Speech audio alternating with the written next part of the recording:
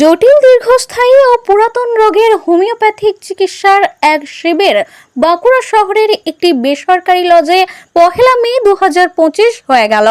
ভারতবর্ষের প্রবাদ প্রতিম হোমিও চিকিৎসক প্রফেসর ডক্টর রবীন বর্মন জটিল ও দীর্ঘস্থায়ী রোগে ভোগা রোগীদের চিকিৎসার পরামর্শ দেন। এই চিকিৎসা শিবিরের উদ্যোক্তা দক্ষিণবঙ্গের বিশিষ্ট হোমিও প্র্যাকটিশনার ডক্টর পার্থপ্রতিম মণ্ডল।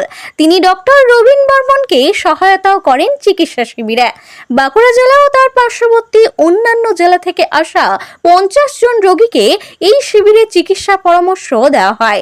এদিনের শিবিরে ডক্টর কৌশিক, ডক্টর সুদেব সিনহা এবং জেলার chartered accountant mister Arabinda Agarwal উপস্থিত ছিলেন। এই অনুষ্ঠানটি সুচারুরূপে সঞ্চালনা করেন যশবন্ত বসু। ক্যামেরায় দিবাকরের সাথে সুনীল দাসের রিপোর্ট, RLM নিউজ।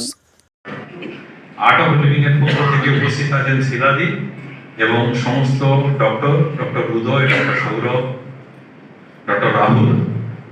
আজকে আমরা একটু লেটে রান করছি, তার কারণ প্রচুর পেশেন্টের চাপ আছে। অ্যাকচুয়ালি ঘাড়ে নিঃশ্বাস ফেলবে 4 ঘন্টায় 50 পেশেন্ট দেখতে হবে। তার কারণ ডিগনিটারিজরা 2:30টার সময় চলে আসবে লাঞ্চের জন্য, স্যারের কোম্পানি পাওয়ার জন্য। আজকে পুরো প্রোগ্রাম কোঅর্ডিনেট করবে বাঁকুড়ার অন্যতম টিচার যশবন্তদা।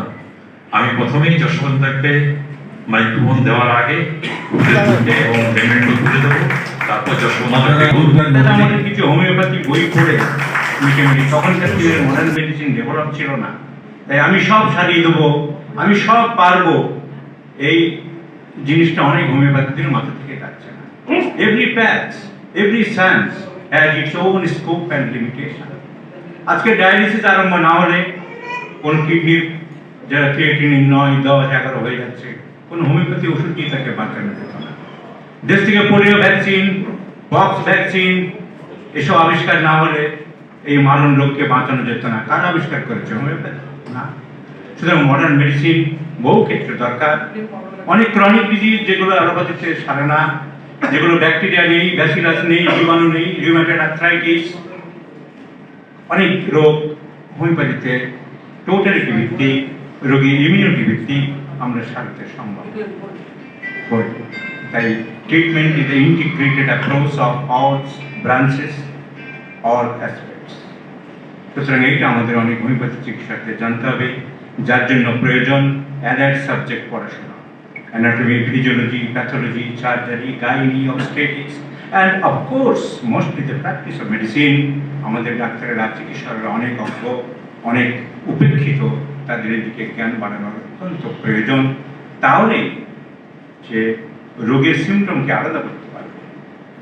এই আলাদা করতে না পারার জন্যে রোগের কমন সিমটমস নিয়ে অনেকে উলঙ্ঘন নৃত্য করতে থাকে, যেগুলোর কোনো ভ্যালু নেই। সুতরাং হোমিওপ্যাথি চিকিৎসকদের পড়াশোনা করতে হবে। এরকম সিম্পোজিয়াম বা কনফারেন্স, আলোচনা, সেমিনার, চর্চা আমাদের মাঝে মাঝে চালিয়ে দিতে হবে।